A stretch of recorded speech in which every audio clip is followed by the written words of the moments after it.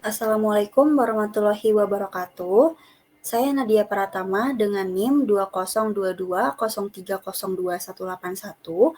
Saya akan mempresentasikan materi anatomi fisiologi tentang sistem pencernaan, sistem kardiovaskular, dan sistem pernafasan.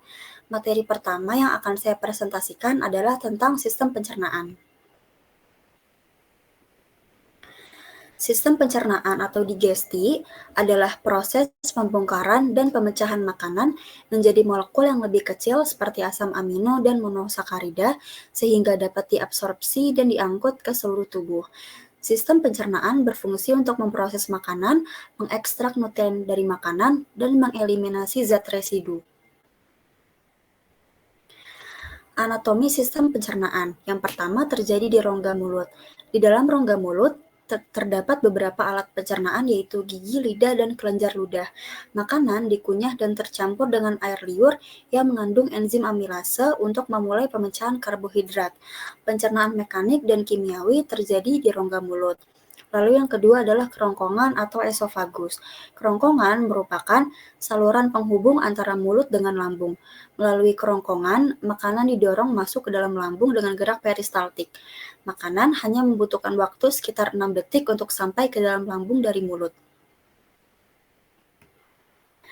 Lalu di lambung, makanan dicerna lebih lanjut dengan bantuan asam lambung dan enzim pepsin. Proses ini mengubah makanan menjadi massa berbentuk cair yang disebut kim. Makanan dicerna di dalam lambung kurang lebih 6 jam. Setelah itu, kim meninggalkan lambung menuju usus halus. Lalu, usus halus terdiri dari 3 bagian. Yang pertama ada duodenum, jejunum, dan ileum. Di duodenum, enzim pencernaan dari pankreas, empedu, dan kantung empedu, dan enzim dari dinding usus halus membantu dalam pencernaan karbohidrat, lemak, dan protein. Nutrisi yang dicerna diserap melalui dinding usus halus ke dalam aliran darah untuk digunakan oleh tubuh. Lalu ada usus besar. Air dan makanan yang tidak tercerna selanjutnya masuk ke dalam usus besar. Fungsi utama dari usus besar adalah untuk menyerap air dan membentuk massa feses. Lalu bagian terakhir dari usus besar adalah rektum dan anus. Organ ini berfungsi sebagai tempat penyimpanan sementara feses dan jalan keluarnya feses. Kelenjar pada sistem pencernaan terbagi menjadi 4 bagian. Yang pertama adalah kelenjar ludah, yaitu kelenjar yang menghasilkan enzim amilase di mulut yang berfungsi sebagai pemecah karbohidrat menjadi maltosa. Lalu ada hati atau hepar. Hati berperan sebagai pengatur keseimbangan nutrisi darah, mengeluarkan empedu, dan membentuk sel darah merah. Lalu ada kantung empedu yang berfungsi untuk menetralkan asam lambung, membantu mencerna lemak, meningkatkan aktivitas enzim lipase, dan bertindak sebagai agen bakterisidal atau zat yang dapat membunuh bakteri. Lalu yang terakhir adalah pankreas, yang berfungsi untuk meningkatkan gula darah dan melepaskan insulin yang mempercepat aliran glukosa ke dalam sel-sel tubuh. Fisiologi sistem pencernaan itu yang pertama adalah ingesti atau peristiwa penghancuran makanan yang kemudian dicampur dengan saliva atau bolus sebagai persiapan untuk penelanan. Lalu ada mastikasi, yaitu kegiatan memotong dan menggiling makanan dengan gigi. Lalu ada gerak peristaltik, yaitu kontraksi otot polos yang menggerakkan makanan untuk ditelan melalui saluran pencernaan. Kemudian ada proses mekanis, yaitu proses mengubah makanan menjadi bentuk yang lebih kecil. Proses kimiawi merupakan proses yang mengubah makanan menjadi molekul sederhana oleh enzim. Digesti merupakan serangkaian efek fisik dan kimia pada makanan yang diangkut ke lambung dan usus kecil.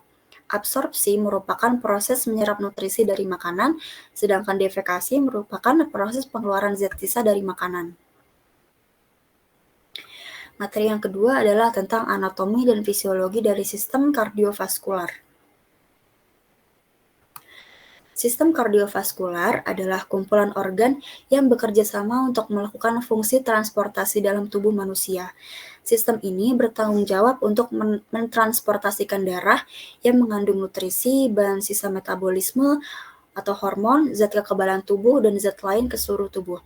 Sehingga tiap bagian dari tubuh akan mendapatkan nutrisi dan dapat membuang sisa metabolismenya ke dalam darah.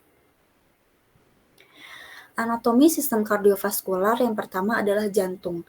Jantung adalah organ otot yang berfungsi sebagai pompa untuk mengedarkan darah ke seluruh tubuh. Jantung terletak di rongga dada atau toraks di antara paru-paru. Jantung terdiri dari 4 ruang utama, yaitu 2 atrium, atrium kanan dan atrium kiri di bagian atas, dan 2 ventrikel, yaitu ventrikel kanan dan ventrikel kiri di bagian bawah. Atrium berfungsi sebagai ruang penerima darah dari pembuluh vena, sedangkan ventrikel berfungsi sebagai ruang pemompa darah ke pembuluh arteri. Yang kedua adalah pembuluh darah. Pembuluh darah adalah jaringan saluran yang membawa darah ke seluruh tubuh. Terdapat 3 jenis pembuluh darah utama dalam sistem kardiovaskular, yaitu arteri adalah pembuluh darah yang membawa darah dari jantung ke jaringan tubuh. Arteri memiliki dinding yang tebal dan elastis yang membantu mengarahkan aliran darah dari jantung ke organ-organ tubuh. Arteri terbesar dalam tubuh manusia disebut aorta. Aorta menerima darah langsung dari ventrikel kiri ke jantung. Lalu ada pembuluh vena, yaitu pembuluh darah yang membawa darah kembali ke jantung dari jaringan tubuh. Vena memiliki dinding yang lebih tipis daripada arteri dan sering dilengkapi dengan katup yang membantu mencegah aliran balik darah. Lalu ada pembuluh kapiler, yaitu pembuluh darah yang sangat kecil dan sangat halus yang menghubungkan arteri dengan vena. Kapiler memiliki dinding tipis yang memungkinkan pertukaran zat seperti oksigen, nutrisi, dan produk sampingan metabolisme antara darah dan jaringan tubuh. Yang ketiga adalah darah. Darah adalah cairan penting dalam sistem kardiovaskular yang mengalir melalui jantung dan pembuluh darah. Darah terdiri dari 2 komponen utama, yaitu plasma dan elemen seluler. Plasma adalah cairan kuning kekuningan yang mengandung air, protein, elektrolit, hormon, dan zat-zat penting lainnya. Elemen seluler darah meliputi sel darah merah atau eritrosit, sel darah putih atau leukosit, dan trombosit. Sel darah merah bertanggung jawab untuk mengangkut oksigen, sedangkan sel darah putih berperan dalam sistem kekebalan tubuh, dan trombosit berperan dalam pembekuan darah. Fisiologi dari sistem kardiovaskular yang pertama adalah siklus jantung dan sistem peredaran darah jantung. Jantung bekerja secara berkontraksi untuk mengosongkan isi jantung dan juga berelaksasi untuk mengisi darah. Siklus jantung terdiri dari periode sistol atau kontraksi dan pengosongan isi, dan juga periode diastol, yaitu relaksasi dan pengisian jantung. Peredaran jantung terdiri dari peredaran darah besar dan juga peredaran darah kecil. Darah yang kembali dari sirkulasi sistemik masuk ke atrium kanan melalui vena cava. Darah yang masuk ke atrium kanan berasal dari jaringan tubuh telah diambil O2 atau oksigennya dan ditambahi dengan CO2 atau karbon dioksida. Darah yang miskin oksigen tersebut mengalir dari atrium kanan melalui katup ke ventrikel kanan, yang memompanya keluar melalui arteri pulmonalis ke paru. Dengan demikian, sisi kanan jantung memompa darah yang miskin oksigen ke sirkulasi paru. Di dalam paru, darah akan kehilangan CO2 atau karbon dioksidanya dan menyerap O2 atau oksigen yang segar sebelum dikembalikan ke atrium kiri melalui vena pulmonalis. Yang kedua adalah metabolisme otot jantung. Seperti otot kerangka, otot jantung juga menggunakan energi kimia untuk berkontraksi. Energi terutama berasal dari metabolisme asam lemak dalam jumlah yang lebih kecil dari metabolisme zat gizi, terutama laktat dan glukosa. Proses metabolisme jantung adalah proses yang membutuhkan oksigen. Penyakit pada sistem kardiovaskular diantaranya adalah penyakit jantung koroner atau PJK. PJK terjadi ketika pembuluh darah koroner yang memasok oksigen dan nutrisi ke jantung mengalami penyempitan atau penyumbatan akibat penumpukan plak aterosklerosis. Berikutnya adalah gagal jantung. Gagal jantung terjadi ketika jantung tidak mampu memompa darah dengan efisiensi yang cukup untuk memenuhi kebutuhan tubuh. Lalu ada hipertensi atau tekanan darah tinggi. Hipertensi adalah kondisi di mana tekanan darah dalam arteri meningkat secara kronis. Lalu ada stroke yang terjadi ketika aliran darah ke otak terganggu, baik karena pembuluh darah pecah atau stroke hemoragik, atau penyumbatan pembuluh darah atau stroke iskemik. Materi yang ketiga adalah tentang anatomi dan fisiologi dari sistem pernafasan. Sistem pernafasan atau sistem respirasi adalah suatu proses mulai dari pengambilan oksigen, pengeluaran karbohidrat, hingga penggunaan energi di dalam tubuh. Manusia dalam bernafas menghirup oksigen dalam udara bebas dan membuang karbon dioksida ke lingkungan.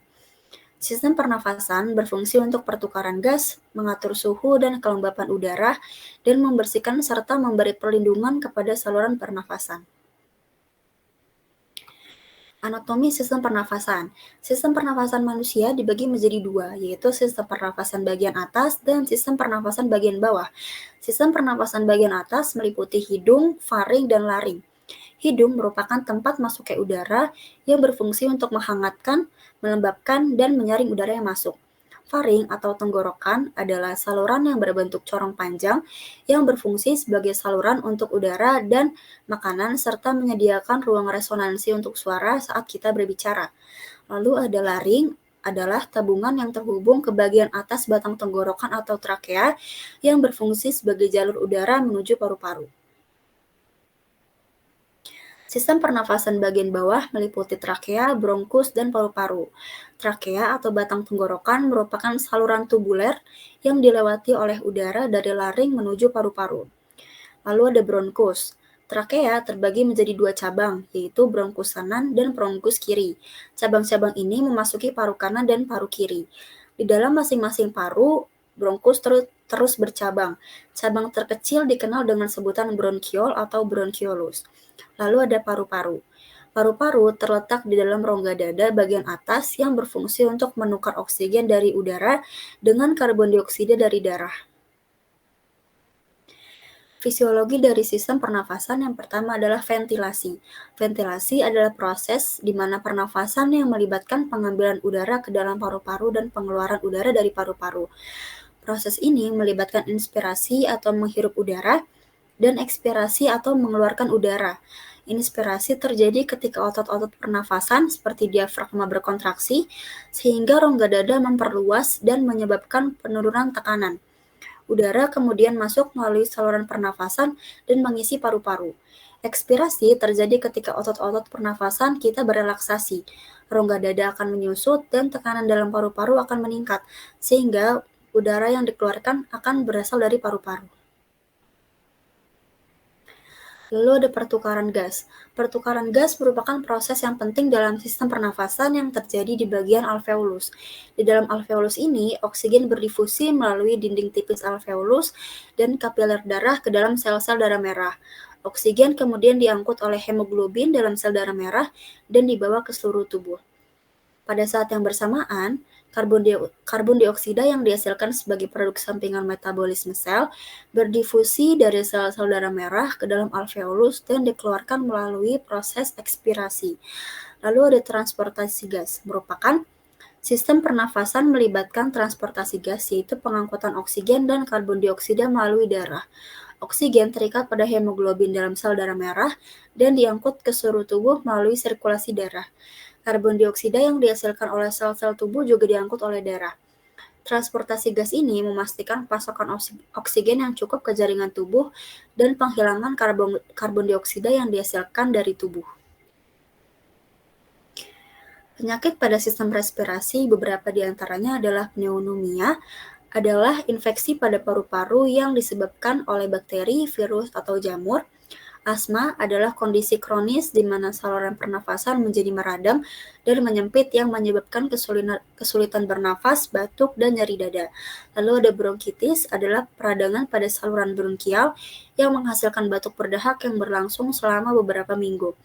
Lalu ada fibrosis paru, yaitu penyakit di mana jaringan paru-paru mengalami pengerasan dan pembentukan jaringan parut yang mengganggu pertukaran gas. Berikut adalah daftar pustaka dari materi yang saya gunakan. Sekian presentasi dari saya, kurang lebihnya mohon maaf. Wassalamualaikum warahmatullahi wabarakatuh.